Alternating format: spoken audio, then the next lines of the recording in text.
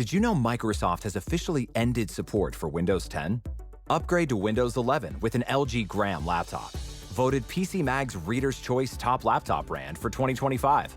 Thin and ultra lightweight, the LG Gram keeps you productive anywhere. And Windows 11 gives you access to free security updates and ongoing feature upgrades.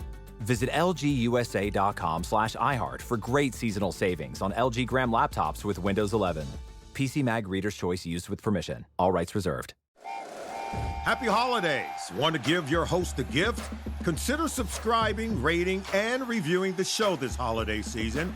It really helps the show grow. From all of us at Believe, have a Merry Christmas, everyone, and a happy holiday.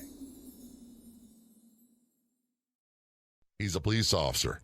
About 10 weeks after leaving field training, as a rookie, he was assigned to extremely violent riots where many people were injured. He's here to tell his story of being in the riots, the reality they faced, and life after. Welcome to the Law Enforcement Talk Radio Show. In the Law Enforcement Talk Radio Show, we are joined by special guests talking about their experiences, the realities of investigating crimes, plus those who have experienced horrendous trauma. Police, first responders, military, and victims of crime share their stories. Hi, I'm John J. Wiley. In addition to being a broadcaster, I'm also a retired police sergeant. Be sure to check out our website, letradio.com, and also like us on Facebook. Search for the Law Enforcement Talk Radio Show. Get access to free podcast versions of the show and more on Facebook. Do a search for the Law Enforcement Talk Radio Show and be sure to click like. Contact us in North Carolina. We have Bill Broadway on the phone. Bill is a police officer in North Carolina, former police officer for Charlotte-Mecklenburg. And Bill, first of all, thank you for your service. And secondly, thanks for being a guest on the Law Enforcement Show. Very much appreciated. Yeah, thanks for having me, Jay. I appreciate it. You got a perspective we don't get to hear very often about. We're going to talk about your experience in riots. But before we do that, let's just give a brief overview of how long you've been in law enforcement. I've been a sworn police officer since 2016. I started the academy in the fall of 2015, so sworn in 2016. Gotcha. And the first several years were in Charlotte-Mecklenburg, correct? Correct. About the first 6 years were in Charlotte with the Charlotte-Mecklenburg Police Department. My last half years with my current agency. Charlotte-Mecklenburg is one of those agencies, and I'll be honest with you, I don't think of it as a big city. It is a big city, and it has all the big city crime and problems that all other big cities across the United States have. But for some reason, it just seems to fly under the radar as far as my awareness. I think of Baltimore, Philadelphia, Boston, New York, Miami, things. I don't think about Charlotte. I think about Atlanta. I think about those agencies. How big is Charlotte-Mecklenburg, and also how bad is the crime problem there? Yeah, so I think Charlotte, fortunately, I guess, gets lost with a lot of the other stuff going on the East Coast. The city of Charlotte, or the area that's covered by the Charlotte-Mecklenburg Police Department, covers almost 1 million people. The department itself is anywhere between 1,800 and 2,000 sworn. I'm not sure of the most current data, but it's a fairly large agency in a fairly large city, top 20 in the United States last time I looked. Yeah, and it's got a great reputation. I'm not here to slander them. I'm not here to knock them. All agencies have good points and bad points. In your career, we're going to focus on, in particular, your experience during the riots. And we say the riots, I was involved in Jamaican riots in Baltimore. And we, as police, put names on them so we can differentiate between one and the other. I don't want people to misconstrue that as saying, oh, it's specific about a certain group. It's not that at all. It's just so we can differentiate one from the other. How long have you been a police officer before you got assigned to handle these riots?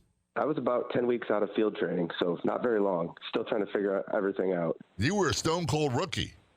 Oh, yeah, absolutely, 100%.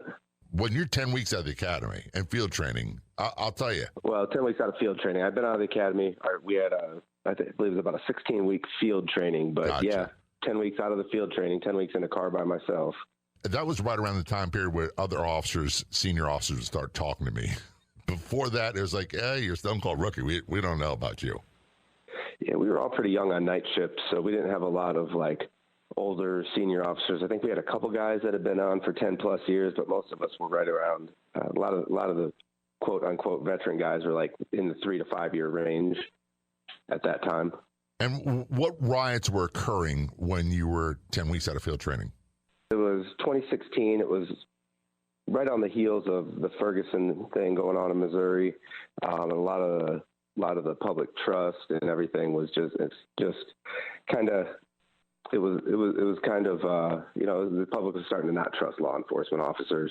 So 2016, there had been an officer-involved shooting in Charlotte. One of our, and I don't want to go too much into details. I'm not sure where the litigation and everything is for the criminal and the civil end of that.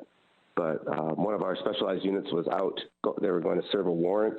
They were a plainclothes unit, unmarked vehicles at the time conducting surveillance. When they were going to make the apprehension, they had the tack vest that said police and everything to throw on. But for the most part, they were a plainclothes unit.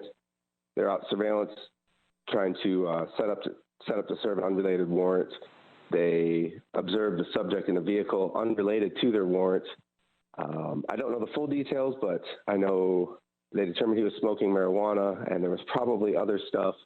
But at that point, they determined that he had to be addressed. So they regrouped, threw on their vests with police and everything, and approached him. He exited the vehicle, displayed a firearm. At some point, an officer perceived a deadly force threat and shot and killed him. All that's been played out through the internal investigation, the state investigation, and no criminal charges were filed. So those are the facts of the case. Unfortunately, the era we were in then and now, the misinformation came out, and the public got the narrative within hours that he was sitting in his car reading a book, and he was executed by police. Right. We get that all the time. We used to get that in the 80s. They were minding their own business when they got accosted by the police. That's what the headlines just say all the time. Yeah.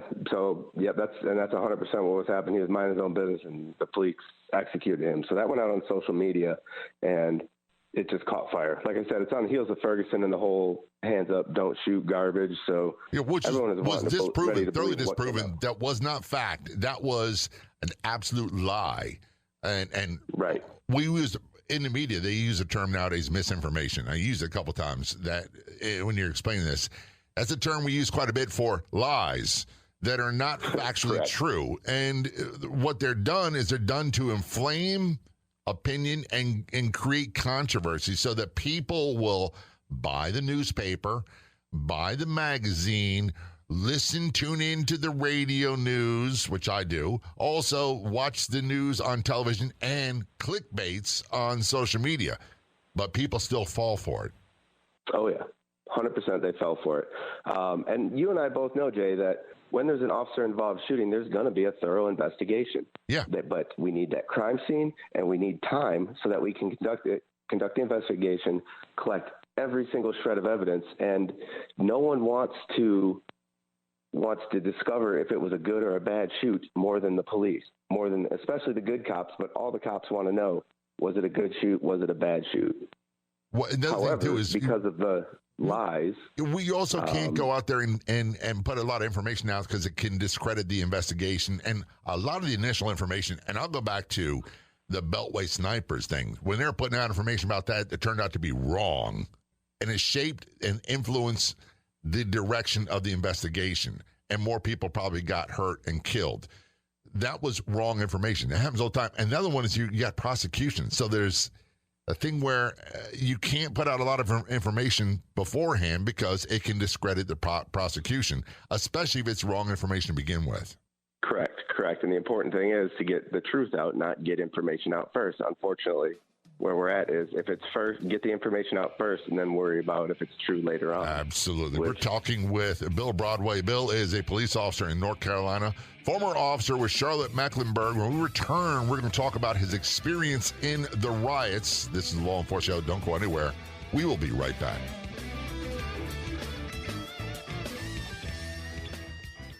There's a couple ways you can stay in touch and keep informed of what's going on with the Law Enforcement Talk radio show. Number one, go to our website, letradio.com. Sign up for our email newsletter. It's real easy to find. I promise we don't spam you. I send out about one email every 2 weeks or so. And there's also a feature called Broadcast Channels on our Facebook page where we send messages directly to your inbox, directly to your messenger. Real easy to sign up for. Make sure you like or follow the Law Enforcement Talk Radio Show Facebook page. And up top, you'll see broadcast channels, one for free podcast versions of the radio show, another one top post of the day.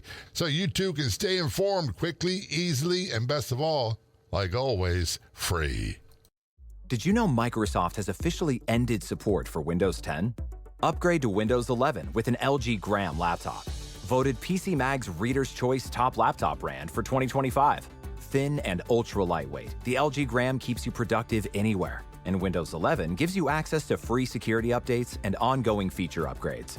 Visit lgusa.com/iHeart for great seasonal savings on LG Gram laptops with Windows 11. PC Mag Reader's Choice used with permission. All rights reserved. It's the Law Enforcement Show, returning to our conversation with Bill Broadway, who is a police officer in North Carolina, a former officer with Charlotte-Mecklenburg, North Carolina Police Department, and he's been on the job about 6+ years. About 10 weeks after field training, riots broke out. Officer-involved shooting, which we talked about. The Ferguson, Missouri was going on at that time, which, by the way, how far away is Ferguson, Missouri from Charlotte, North Carolina?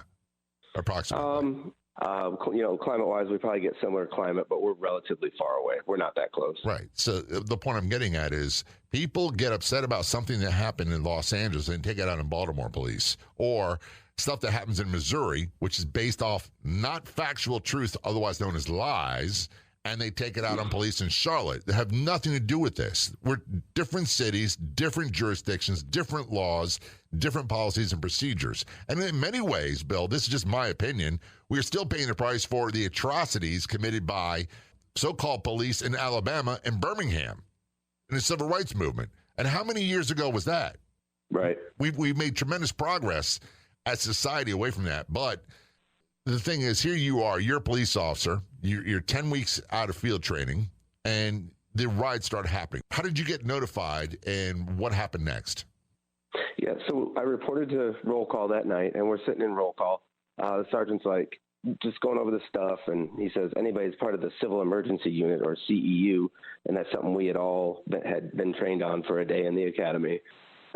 Anybody that's part of the CEU, make sure you have your equipment with you on duty tonight. And I was aware that there had been an officer-involved shooting just because I clicked on the news when I woke up that afternoon, because I'm working night shifts. So, but I'm like, why? Because, Charlotte's a big city. There's big city problems and big city crime. We had officer-involved shootings earlier that year. This is September. I mean, I'm like, why? Why do we need a riot here? And the sergeant said, well, they're starting to get ugly on scene. They're thinking about, or we're gonna have to pull the detectives out of there and clear out. I'm like, okay. So I load up my gear, head to my first call because there's a call holding in my zone. So I head over to that call. About halfway through talking to this victim, we just get radio traffic. All officers who are part of the Civil Emergency Unit, we need you to respond to headquarters, emergency traffic. And I work downtown, so headquarters are like 4 blocks away. I'm like, well, that's pretty serious. What's going on? So get in my car, which, by the way, whoever had driven it before me left me with about a quarter tank of gas that night. So isn't that the way?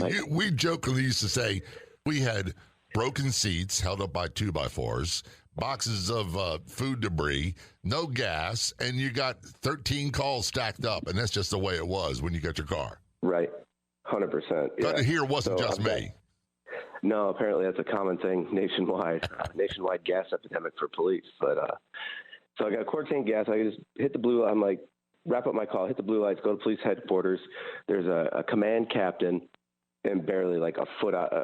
Barely have a foot out of my car door. And she's like, grabs another officer, says, you get in the car, go to the staging location. So we hop in my car, and we're driving just blue lights to this staging location. And like I said, Charlotte's a big city, so I didn't know exactly where the staging location was, but I had been on long enough to know that when I got close, I'd just tuck in and follow the rest of the blue lights that were heading to that location.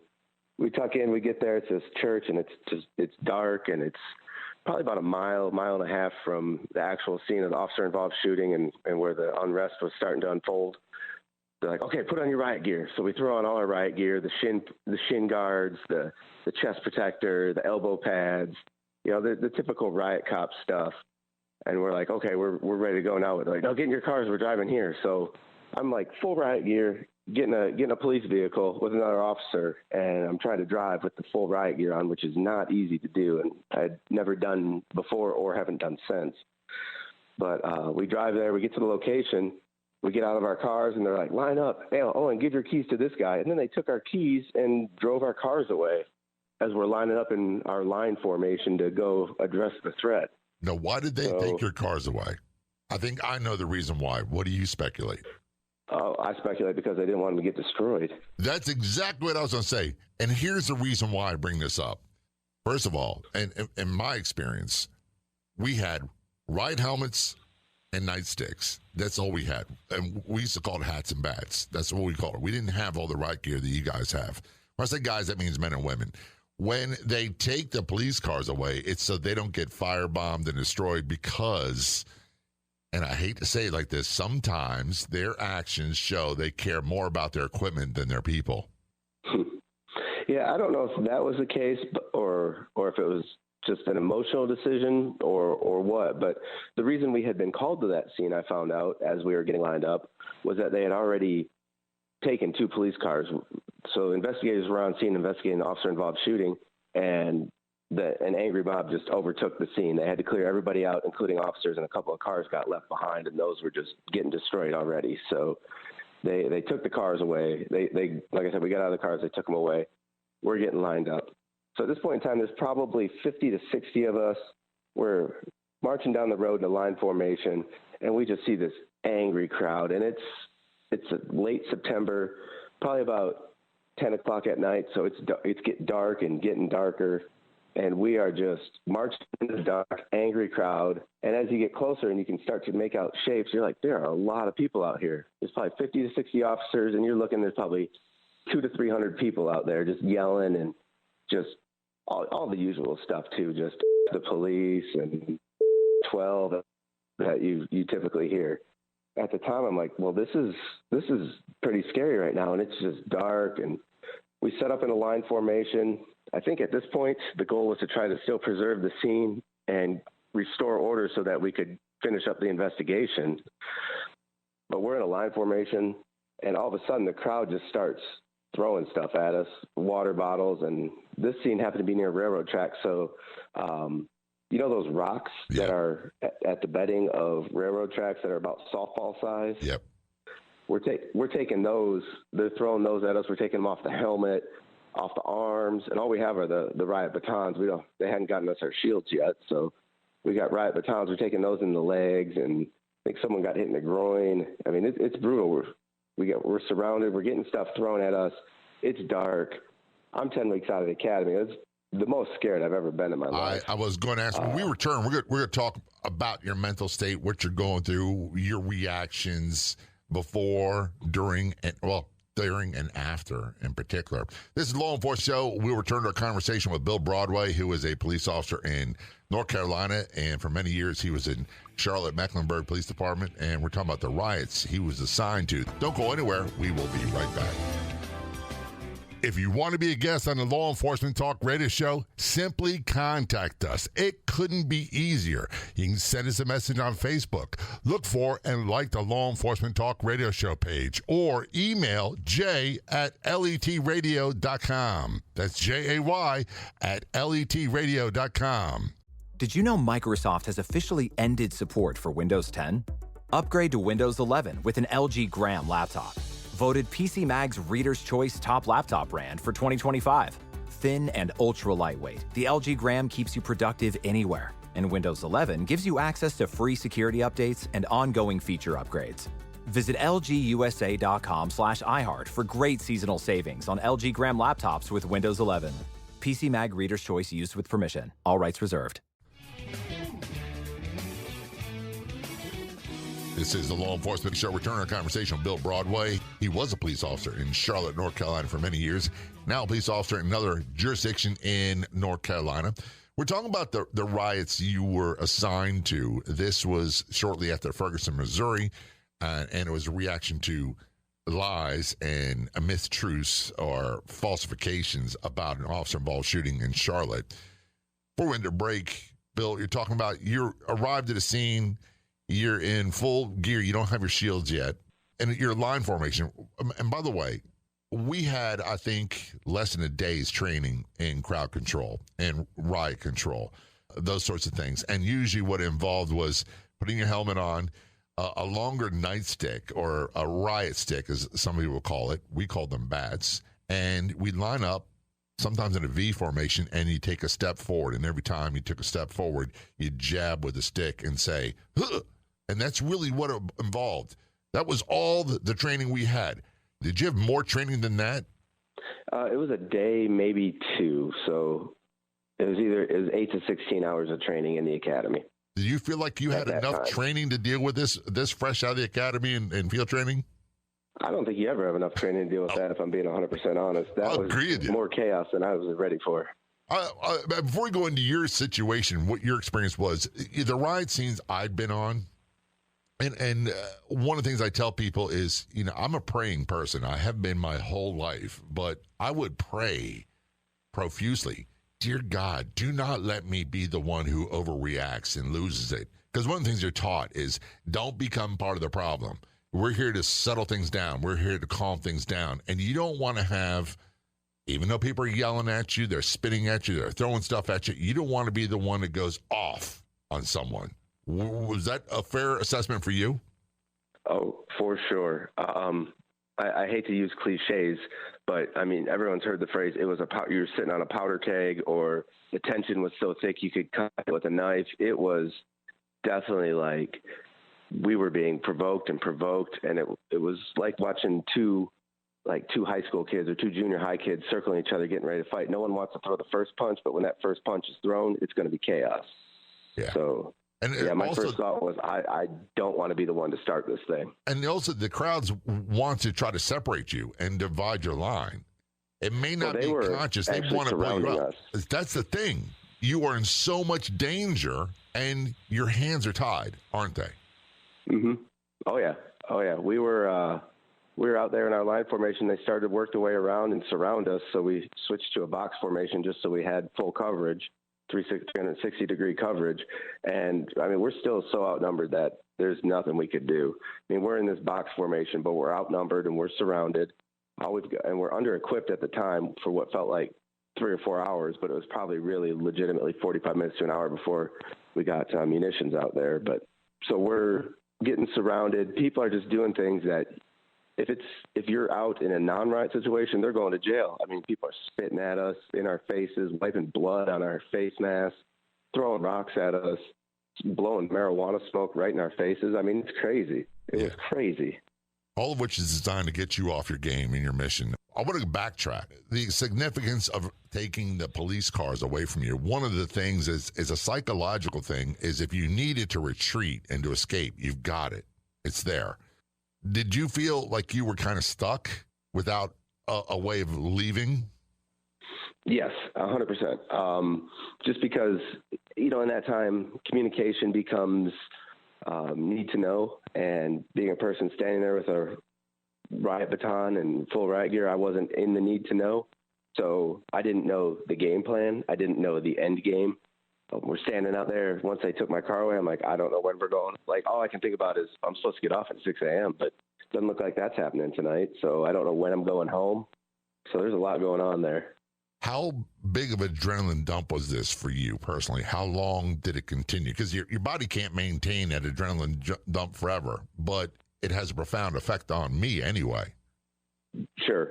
Yeah. So it was probably a good hour and a half from the time we got the call to the time we're standing out there of just full on, my body's pumping adrenaline. I'm in fight or flight mode. I'm just strictly, my body has put itself into survival mode.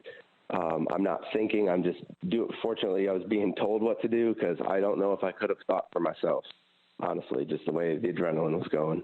So you had a supervisor there with you, sergeant or above, correct? Yes. So they had within our formation, we had 1 or 2 sergeants and I believe a lieutenant. But don't quote me on that. Someone may have more accurate information. I'm just guessing at this point. And generally, for the way it works, when you have, and we've never been in a box situation where we had to do that. You usually have, at least in my experience, we had a captain. In our case, it was a major giving orders. And then when the major had to vacate the scene for whatever reason, the captain took over, then the lieutenant. And I was a retired to the rank of sergeant. Sergeants is the one who makes the agency go around. They're the first line of management. And as a patrol officer, you're doing what you're told to do. That's the simplest way I can break it down. Is that a good representation? Yeah, that is a very accurate assessment. And everything had spun up so quickly. I don't know if they had time to establish a command and structure or an incident commander, just because it spun up so fast with it getting out of control and getting groups up there. So, but there were definitely sergeants out there trying to run the show and maintain order. How bad was the physical violence for you all? I say you all, that's the officers on the scene, the commanding officers, and also riders. And people love to use the term protest. In my opinion, is my opinion only, protesting is like you carry signs, you walk around, you yell, lots of other things. But the minute you're throwing stuff and you're assaulting people, it's a riot. Yeah, so this was not a protest, and I definitely can distinguish between the two, between a riot and a protest, because I worked the George Floyd stuff, and we saw protests transition to riots and stuff like that. So we can identify that. And this on Old Concord Road in 2016 was definitely a riot. They were throwing softball-sized rocks at us, full water bottles. They were trying to get cars up through the riot line. I mean, it was full on. It was violent. Police were definitely the target of the violence, but the rioters were definitely indiscriminate in throwing rocks and throwing stuff in cars. They didn't care. They were targeting the police, but there was certainly a danger to other rioters as well. Were people injured, including police? Several police got injured. I remember at one point there was a captain that got hit in the face with, I think it was either a rock or a 40, just bleeding all over the place. When you say a 40, that's a 40-ounce bottle of beer. Correct. Yeah, and they're not light; they're heavy. They are. They're. It's a pretty heavy projectile to do some damage. Even if I'm wearing my helmet and I get hit in the head with a full 40-ounce beer bottle, it's gonna jar me a little bit. Yeah, so, I wouldn't want to get hit by one. I that and a brick, I don't want to get hit by. I've been hit by rocks. I've been hit by 2x4s. Thank goodness they were waterlogged and not solid anymore. But I've been hit by all those things. I'll be honest with you, Bill. I lost track of how many times I've been hit and struck and all this other stuff. Is that kind of a blur for you during that whole riot when you're like, did you lose track of how many times you were assaulted and you were hit? Oh, yeah, definitely. You can't keep track because really in the initial situation we were in, we didn't have enough officers to make arrests or really do anything but play defense. So you're just kind of like, well, that rock hit me in the arm, moving on to the next one to try not get hit by the next one. So yeah, we're just playing defense at that point. Sounds like it's a very intense situation. We will return to our conversation with Bill Broadway in just a few moments. This is a law enforcement show. When we return, we're going to talk about the end stage of the riots for him and how it impacted his life after. This is the law enforcement show. Don't go anywhere. We will be right back. Are you a fan of true crime shows? How about true crime with a twist? People that actually investigated crimes, what they did, what they experienced, or trauma survivors. Often crime-based, but not always. Impact on them and what they did to build their lives afterwards. All for free. Just go to our website, letradio.com. It's L as in Lincoln, E as in Edward, T as in Tom, radio.com. letradio.com. You'll find it all there for free. Did you know Microsoft has officially ended support for Windows 10? Upgrade to Windows 11 with an LG Gram laptop. Voted PC Mag's Reader's Choice Top Laptop Brand for 2025. Thin and ultra lightweight, the LG Gram keeps you productive anywhere. And Windows 11 gives you access to free security updates and ongoing feature upgrades. Visit lgusa.com/iHeart for great seasonal savings on LG Gram laptops with Windows 11. PC Mag Reader's Choice used with permission. All rights reserved. This is the Law Enforcement Show. Return our conversation with Bill Broadway, a police officer in North Carolina. He was with Charlotte-Mecklenburg Police Department for many years. We're talking about the riots that they were dispatched to, and it got out of control. Before we went to break, Bill, we're talking about you were in a boxed-in formation, totally defensive mood. You had people getting hurt, including police. And earlier I asked you about the adrenaline dump because your body can't really sustain that. And I think you said it was about an hour and a half of fight or flight for you. Correct. It was about an hour and a half of fight or flight, just pure survival, looking around. And we're face to face with people just yelling and screaming at us. And the first time, I'll tell you, the first time I actually felt relief from that situation, it's crazy what a little bit of light will do for you. But our helicopter flew overhead and put the big spotlight down on the situation. And once you can start seeing, I started feeling a little bit better. Didn't feel great about the situation because it was obviously a lot more visible, but that little bit of light, it was the first time it started feeling like, all right, let's breathe, let's get through this. And then shortly after that, some chemical munitions and riot shields started arriving on scene. So they handed out the shields. We're starting to feel a little bit better. We're still outnumbered. They tell us to mask up. So we put on our gas mask and they start deploying tear gas, which we got gassed in the academy. And I remember thinking, this is awful. It was awful. It was awful. It was one of the worst experiences of my life. Yeah, I'm like, I don't ever want to get gassed again.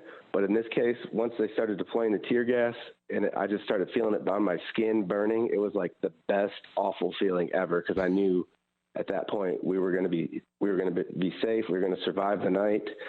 And it started to disperse the crowd. Unfortunately, the crowd dispersed onto an interstate and shut down the interstate. I mean, it was full on riot and loot. They started pulling stuff out of trucks, lighting it on fire. Truckers are abandoning their loads on the interstate. There was a big chain grocery store nearby that got broken into and got looted. But eventually we got more riot officers spun up and got everything under control for that night. So it sounds like you all handled yourselves well. You did the best under certainly extremely adverse circumstances. This is one of the big myths that a lot of people have. Our police don't have control. We can't control anybody's state of mind. We can't control anybody's actions. And riots, when you got a mob mentality going on, people who would never do something on their own, when they're in a mob, all of a sudden, everything changes. Yeah, that mob mentality is real for sure. And I could also relate very strongly to the sense of relief from the helicopter and the light, to being able to see potential threats. And there's something very reassuring. I've heard this from many of my people who trained me were Vietnam combat veterans, and they talked about when they were in firefights and really bad situations, the reassurance they would get when they heard the sounds of the helicopter coming, the cavalry that helps on the way. And for police, it's no different. But a big thing was not lost on me was being able to see. Yeah, that was huge. And I don't have that military experience. I don't have that background to make that comparison. But yeah, in that moment, the helicopter definitely and the ability to see was huge. How long was this event? How long were you exposed to this kind of extreme? I mean, it's a word. It's overused. At my show and other places, extreme trauma, because this is very traumatic to go through. Well, and it wasn't like, I mean, the prolonged exposure was probably 6 or 7 hours that night, and then it wound down. We went home. The next night, the riots moved downtown, so it was probably another 7 or 8 hours that night. I mean, and then we're just talking like 7 or 8 hours of just moving people and deploying munitions and running after people, getting loaded up on a bus, getting driven somewhere else to do the same thing. I mean, it was like something I've never experienced and never thought I would experience in my career in law enforcement. And here I am 10 weeks in dealing with this. Right. That's very early in your career. So you really didn't have much of a chance to wind down and relax afterwards, did you? No. So they scheduled us for shifts and we were relieved and got home on time, which blew my mind because unfortunately we had enough resources to be able to swap out people. But I would just, after the first probably 2 or 3 nights, I would just go home and just crash hard. I'd shower to rinse the tear gas off, go to bed, and just out like a light. And I don't remember anything from those sleeps except my alarm would go off. I'd wake up and do it again. Then about the third or fourth night, we actually had some downtime, so my body started winding down during the third or fourth night of the riots.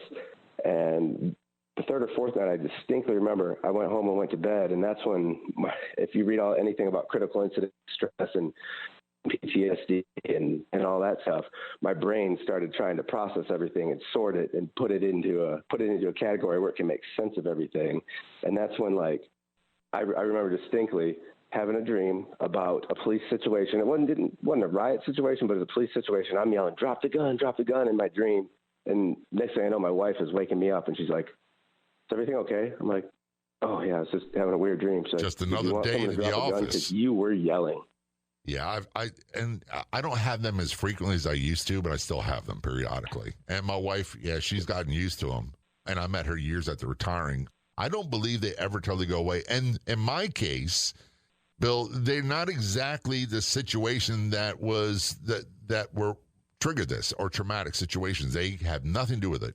Right, and mine was the same thing. My dream had nothing to do with riots. It was police work, and I was just trying to get someone to drop a gun or something. But I'm not a doctor. I don't have clinical training, but I think that was my brain just trying to find a spot to put the trauma stuff to make it make sense, and that was the closest thing it could find.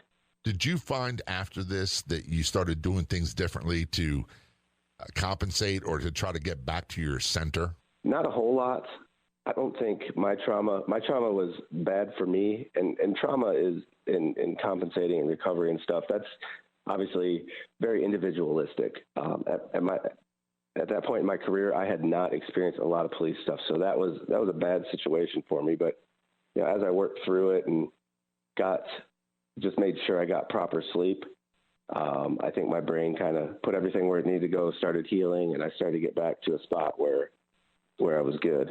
I'm glad to hear that. And because unfortunately, in situations like that, we lose a lot of people. A lot of people quit, say this isn't for me.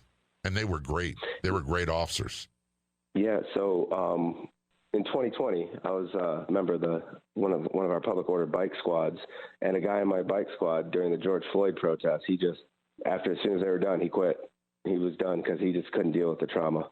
And I get it. It was bad. It was violent. And like I said, everyone's got a different threshold. So no judgment, but he was like right beside me. We both went through the exact same stuff. And it was, he had been a cop longer than I was. So it might've been a cumulative effect of everything. So, but he quit right after that. It really bothers me because we have people that, let's just say very quickly, you have rookies, then you have about 5 years in, you start feeling your oats to get really good at what you do. At the 10-year mark, that's when people become really good police. And that's where a lot of them, the cumulative trauma takes its toll, and they wind up leaving law enforcement. And nothing against rookies. We can't have departments that are run by all young people because it becomes dysfunctional. How can people get a hold of you? You're on social media, correct? Correct. I'm on Instagram. It's at @BBroadway41. Right now, working on getting into a lot of nutrition and fitness stuff.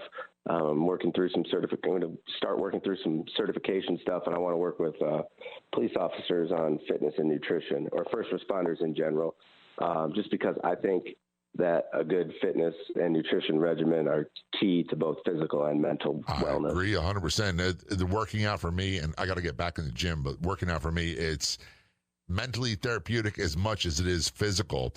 By the way, Bill Broadway is such a great name. If there's not a better name for building a brand with, I don't know that one exists. And it almost sounds like you're making that name up, but that is your given name. That is my given name, but yeah, it does. When people question it on calls all the time. Like, that's not your real name. Well, yeah, I'm in the witness protection program. That's what they gave me. Bill, thanks so much for being a guest on the Law Enforcement Show. If anybody wants to reach out to Bill, just contact me. Thanks again. Appreciate it very much. Thanks, Jay, for having me. I'd like to thank our guests for coming on the Law Enforcement Talk Radio Show. The Law Enforcement Talk Radio Show is a nationally syndicated weekly radio show broadcast on numerous AM and FM radio stations across the country. We're always adding more affiliate stations. If you enjoyed the podcast version of the show, which is always free, please do me a favor and tell a friend or two or three. I'll be back in just a few days with another episode of the Law Enforcement Talk Radio Show and Podcast. Until then, this is John J. Wiley. See ya. Did you know Microsoft has officially ended support for Windows 10? Upgrade to Windows 11 with an LG Gram laptop. Voted PC Mag's Reader's Choice Top Laptop Brand for 2025. Thin and ultra lightweight, the LG Gram keeps you productive anywhere. And Windows 11 gives you access to free security updates and ongoing feature upgrades. Visit lgusa.com/iHeart for great seasonal savings on LG Gram laptops with Windows 11. PC Mag Reader's Choice used with permission. All rights reserved. Happy holidays. Want to give your host a gift? Consider subscribing, rating, and reviewing the show this holiday season. It really helps the show grow. From all of us at Believe, have a Merry Christmas, everyone, and a happy holiday. If you like the show, please take a moment to rate, review, and subscribe. It really does help the show to grow. Thank you for listening.